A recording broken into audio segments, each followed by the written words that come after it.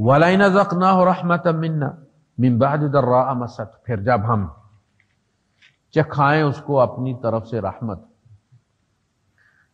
مصیبت کے بعد مصیبت آئی، اس کے بعد پھر مصیبت چلی گئی، لَيَقُولَنَّ هَٰذَا لِي، تو یقیناً یہ کہتا ہے، لا یقولن، وہ یقیناً یہ کہے گا کہ یہ تو ہونا ہی تھا، میں نے پلاننگ ہی ایسی کی، میں نے چال ہی ایسی چلی، میں نے ٹیبل اٹھلا دی اس کے اوپر، میں نے پتے بدلی کر دی،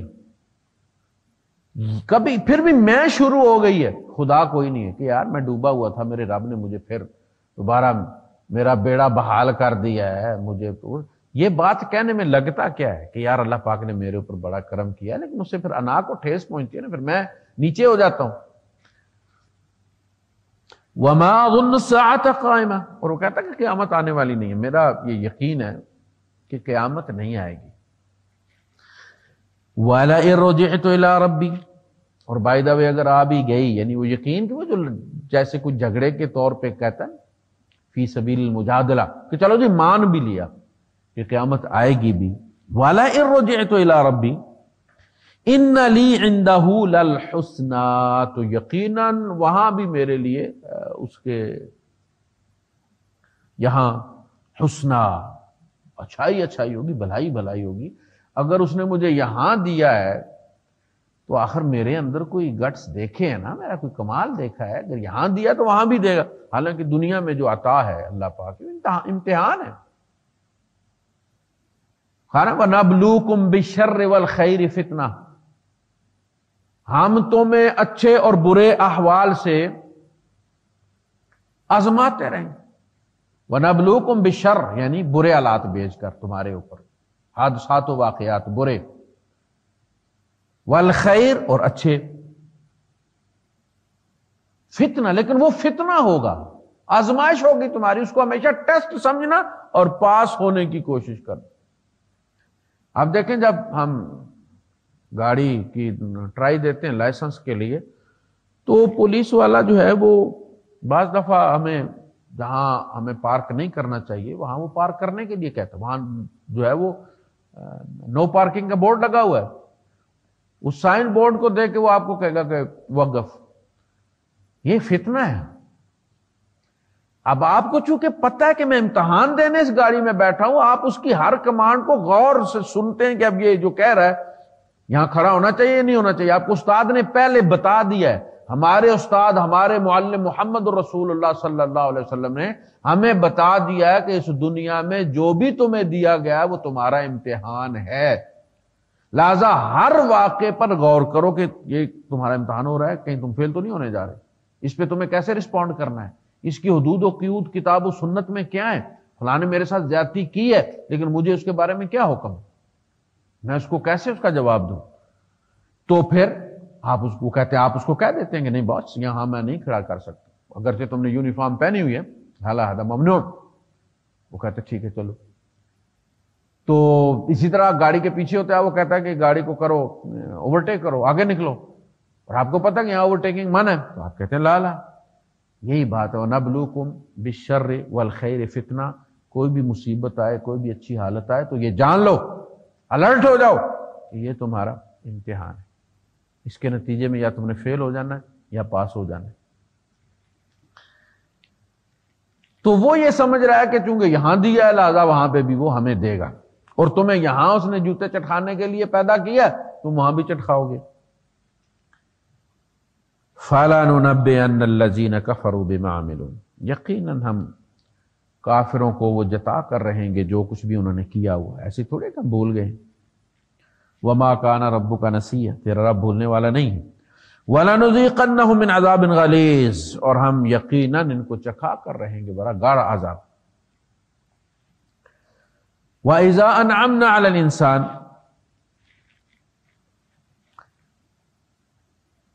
اور جب ہم انسان پر انعام کرتے ہو، قدم قدم پر اس کے انعام ہے، بڑا دیالو ہے، بڑا سخی ہے، بڑا کریم ہے، بڑا رحیم، یعنی اس کی مثال نہیں دی جا سکتی۔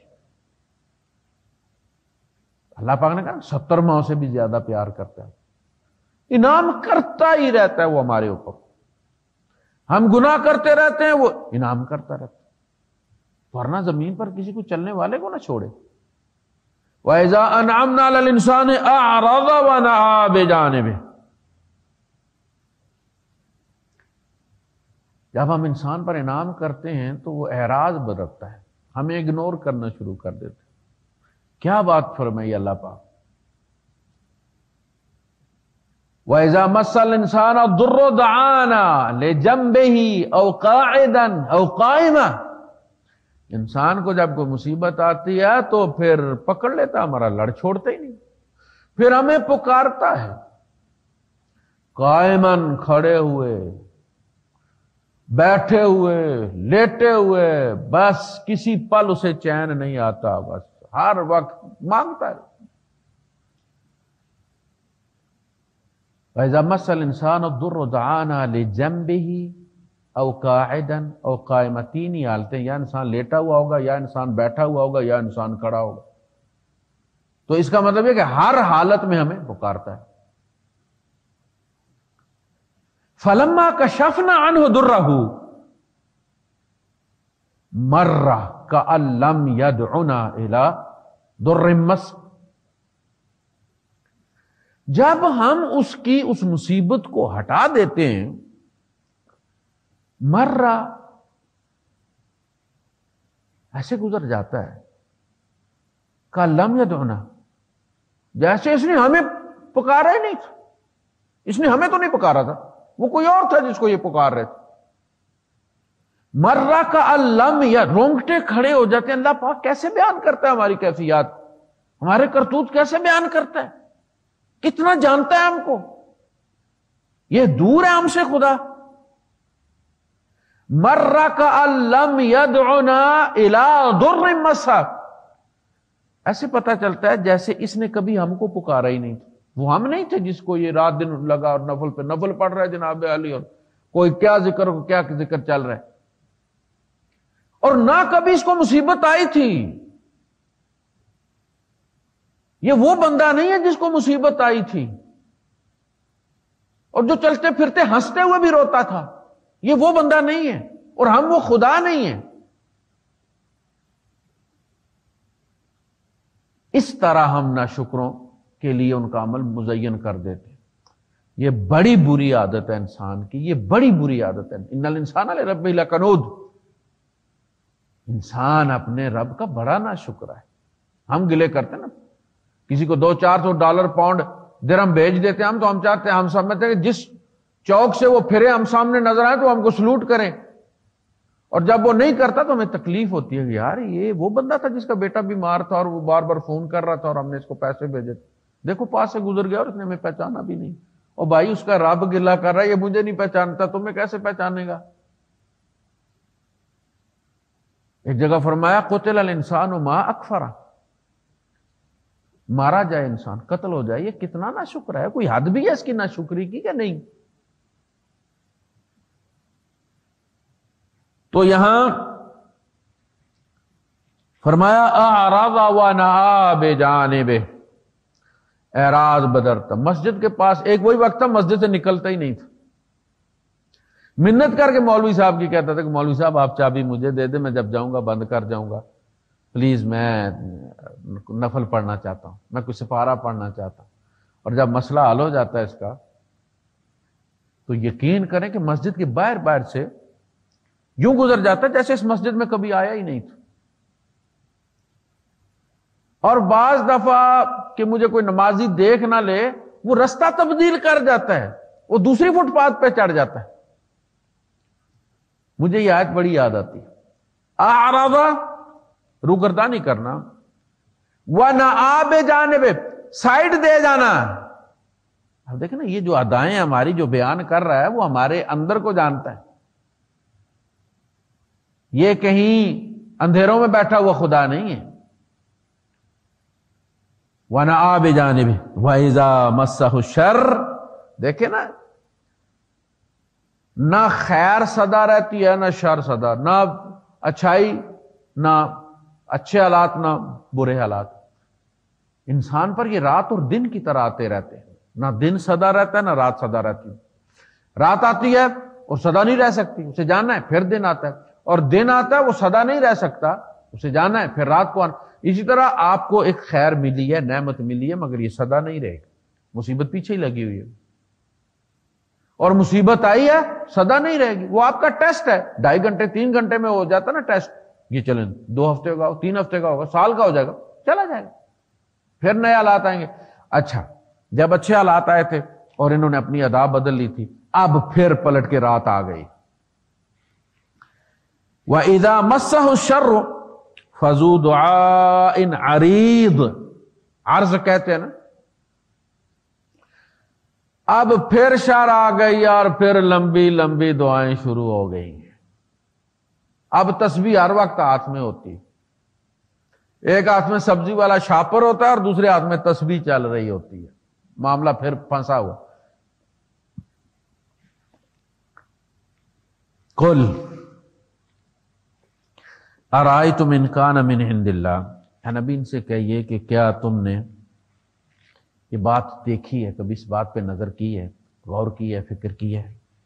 ان کان من عند اللہ، اگر یہ قرآن اللہ کی طرف سے ہے، اللہ کے پاس سے، اللہ کے یہاں سے آیا ہے، ثم کفرتم بہ، پھر تم نے اس کا کفر کر دیا، من اضل ممن هو فی شقاق بعید، تو اس سے بڑھ کر کون گمراہ ہو سکتا ہے کہ جو اتنی دور کی گمراہی میں جا پڑے. سنریہم آیاتنا فی الآفاق، ہم آفاق میں ان کو اپنی آیات دکھلائیں گے. وفی انفسہم، اور ان کی اپنی جانوں کے اندر دکھائیں گے. حتیٰ، یہاں تک، یتبین، واضح ہو جائے ان کے لیے، کھل جائے ان کے لیے، لہم، ان کے لیے، انہ الحق، کہ وہ حق ہے. اب یہ کون حق ہے؟ اللہ بھی اور یہ قرآن بھی. یعنی اللہ ہے اور یہ قرآن اس کا کلام ہے. ہم یہ آیات ہوتی ہیں نا 2 قسم کی، ایک آیات کونیہ ہوتی، یہ جتنی آیات ہیں، آسمان میں بکھرے ستارے ہیں، جو بھی آپ گلیکسیز کے بارے میں سنتے ہیں، سورج، چاند ہے، ان کے آربٹس ہیں، ان کے، یہ سب آیات الکونیہ ہیں، جس طرح آیات القرآنیہ ہے. یہ ورڈ آف گاڈ ہے، وہ ورک آف گاڈ ہے. یہ اللہ کا قول ہے، وہ اللہ کا فعل ہے. لہذا اس قول اور اللہ کے فعل میں کبھی تضاد نہیں پاؤ گے تم. جو اللہ نے یہاں فرما دیا، جب تمہیں پتہ نہیں تھا تمہاری میڈیکل کو، اس نے اس وقت بھی وہی پروسیس بتایا تھا پیدائش کا، جو آج تمہاری میڈیکل تمہیں بتا رہی ہے. یعنی اس قرآن میں سے تم وہ آفاقی نشانیاں پاؤ گے. تم نے کہا کہ سن اسٹیشنری، جب میں میٹرک میں تھا تو ہم جب ترجمہ کیا کرتے تھے پیپر میں، یہ لازماً یہ وہ جملہ تھا جو لازم آیا کرتا تھا ہر پیپر میں، ترجمہ کرو. یا اردو میں آتا تھا انگلش میں کرنا ہوتا تھا، یا انگلش میں آتا تھا اردو میں کرنا ہوتا تھا. سورج ساکن ہے اور سن اسٹیشنری، گیج دی سن اسٹیشنری. اور دیکھتے ہی دیکھتے وہ ایسے غائب ہوا ہماری کتابوں سے جیسے گدھے کے سر سے سینگ. اب کہتے ہیں جی سورج صاحب بھی چل رہے ہیں اپنے ساتھ اپنے پورے سولر سسٹم کو لے کر، اور گلیکسیز بھی سفر کر رہی ہیں. اور قرآن اس وقت بھی کہہ رہا تھا والشمس تجری، دی سن اسٹیشنری نہیں بھائی، والشمس تجری، چل رہا ہے، کھڑا نہیں ہے. تم کہتے ہو ساکن ہے، ساکن نہیں ہے، تجری مستقر لہا، اس کا بھی ایک ٹھکانہ ہے، اس نے بھی اپنے انجام کو پہنچنا ہے. تو یہ ثابت ہو گیا. کہاں سے نکلا؟ یہ قرآن حکیم نے بتا دی. تمہیں پتا چلا کہ جو قرآن 1400 سال پہلے کہہ رہا تھا وہ تمہیں آج پتا چلا ہے، تو ثابت ہو گیا نا کہ جس نے بنایا ہے سورج اور جس نے اس کو چلایا، جو تم سمجھ رہے تھے ساکن ہے، یہ اس کا کلام ہے. ثابت ہو گیا نا، یہ ہے انہ الحق. اس طرح انسان کے انفس، انسان کے اندر اللہ پاک نے جو تخلیق کے مراحل بیان کیے وہ لوگ نہیں جانتے تھے. رحم مادر کے اندر فی ظلمات ثلاث، جس طرح انسان کی تخلیق ہوتی ہے، وہ انسانوں کو پتہ نہیں تھا. تو انسان کے اندر کے بارے میں اب جو میڈیکل نے کھولا اور دیکھا تو اس نے بھی ثابت کر دیا کہ یہ اللہ کا کلام ہے اور اللہ ہے اور انسان اللہ کی تخلیق ہے. اولم یکفی بربک انہ علی کل شیء شہید، کیا تمہارے رب کے لیے یہ بات کافی نہیں کہ وہ ہر چھوٹی بڑی چیز سے آگاہ ہے، ہر چھوٹی بڑی چیز سے آگاہ. کہیں کسی پتھر کے اندر کوئی کیڑا ہے اس کو بھی رزق دے رہا ہے، سیاہ پتھر، سیاہ رات، سیاہ چیونٹی ہے وہ اس کو بھی دیکھ رہا ہے، اس کے قدموں کی، اللہ کے رسول صلی اللہ علیہ وسلم نے فرمایا اس کے قدموں کی سرسراہٹ بھی سن رہا ہے، سیاہ رات میں، سیاہ پتھر پر، سیاہ چیونٹی، وہ اسے دیکھ بھی رہا ہے اور اس کے قدموں کی سرسراہٹ بھی سن رہا ہے۔ الا انہم فی مریۃ من لقاء ربہم، خبردار یہ لوگ اپنے رب سے ملاقات کے بارے میں شک میں پڑے ہیں۔ یہ مریہ جو لفظ ہے یہ وہ جو بحث مباحثہ ہوتا ہے، فلا تمار فیہم الا مراء ظاہرا، آپ اس معاملے میں ان سے کچھ زیادہ سیریس بات نہ کریں، بس چلتی بات کر دیں، کچھ زیادہ جھگڑا کرنے کی مراء، تو یہ جو جھگڑا کرتے ہیں نا انہیں خود بھی یقین نہیں، نہ رب کی ملاقات کا، نہ رب کی ملاقات نہ ہونے کا، یہ درمیان میں ہے۔ کبھی سوچتے ہیں کہ یار واقعی کبھی ایسا ہو ہی نہ جائے، اور کبھی کہتے ہیں نہیں ہوگا۔ جب وہ سوچتے ہیں مٹی، ہڈیاں گلی ہوئی، اندر مٹی بھری ہوئی ہے، ان ہڈیوں کی صدیاں گزر جائیں گی، کیسے اٹھے گا یار یہ گوشت، کیسے بنے گا یہ، کیسے جب وہ سوچتے ہیں تو ٹھٹک کر رہ جاتے ہیں۔ جبکہ اللہ کے معاملوں میں کیسے ہوتا ہی نہیں، اللہ کے لیے تو کیسے ہے ہی نہیں نا، یہ تو کیسے ہمارے لیے ہے، کیونکہ ہم اسباب کے پابند ہیں۔ اللہ پاک اسباب کا خالق ہے، وہ اپنے اسباب خود تخلیق کرتا ہے، وہ موجودہ اسباب کا محتاج نہیں ہے، ان کی جمع تفریق کا پابند نہیں ہے، وہ اپنے اسباب خود کریٹ کرتا ہے، اسباب اس کی مخلوق ہیں، وہ کن سے پیدا کرتا ہے، فیکٹریاں لگانے کی ضرورت نہیں ہے، وہ کن کہہ دیتا ہے، نفع والے نقصان دینا شروع کر دیتے، نقصان والے نفع دینا شروع کر دیتے۔ الا انہ بکل شیء محیط، خبردار وہ ہر چیز کا احاطہ کیے ہوئے ہے، گھیرے ہوئے ہر چیز، کوئی چیز اس کے علم سے باہر نہیں ہے، اس کے علم سے باہر کوئی ایسا، میں نے کہا جو کہتے ہیں کہ جی اللہ کے یہاں تو لکھا ہوا نہیں، اولاد اللہ نے، مایوس ہو کے جی اب جی فلاں کے پاس، تو یہ جو ہمارے یہاں بھی تصور ہے نا، یہ خدا سے دوری کا تصور ہے کہ اپنے جیسے انسانوں سے مانگنے میں ذرا تسلی ہوتی ہے کہ ایسا خدا، وہ جو ساغر صدیقی نے کہا ہے کہ اتنی دقیق شے کوئی کیسے سمجھ سکے، وہ اتنا دقیق خدا سمجھ میں نہیں آتا جن کے نا، تو وہ پھر دوڑتے ہیں اپنے جیسے انسانوں، حالانکہ وہ ہستی ہے کہ جو بستر پہ کروٹ لیے ہوئے بھی تیری سنتی، اور کوئی لنچ بریک نہیں، کہیں جانا نہیں، کوئی چھٹی نہیں، کوئی سردی نہیں، کوئی گرمی نہیں، تو بس رب کہتا ہے وہ 3 بار جو ہے، ایک صاحب اٹھے اللہ کے رسول صلی اللہ علیہ وسلم کے پاس سے، اور جیسے آدمی اٹھتا ہے جوڑ کھلتے ہیں تو انگڑائی سی لے کے تو انہوں نے کہا یا رب، اور خاموش ہو گئے، تو نبی کریم صلی اللہ علیہ وسلم نے فرمایا، ان کی طرف دیکھا اور فرمایا کہ اب مانگ، کہہ دیا نا یا رب، اس نے 3 بار بولا ہے، بول میرے بندے کیا چاہیے، اب خاموش، جب کہو نا یا رب تو پھر لازم اپنے رب سے کچھ مانگو، یا رب استر، اے اللہ میرے پردے رکھ، یا رب اغفر، اے اللہ پاک مجھے معاف فرما، یا رب ارحم، اے اللہ مجھ پر رحم کر، یعنی جب بھی انگڑائی بھی لو یا کچھ بھی اور منہ سے یا رب نکلے تو پھر وہ صرف یا رب نہیں، 3 بار وہ لبیک کہتا ہے، پھر اسے مایوس مت کرو، مانگو اس سے اور پاؤ اس سے۔ وآخر دعوانا ان الحمدللہ۔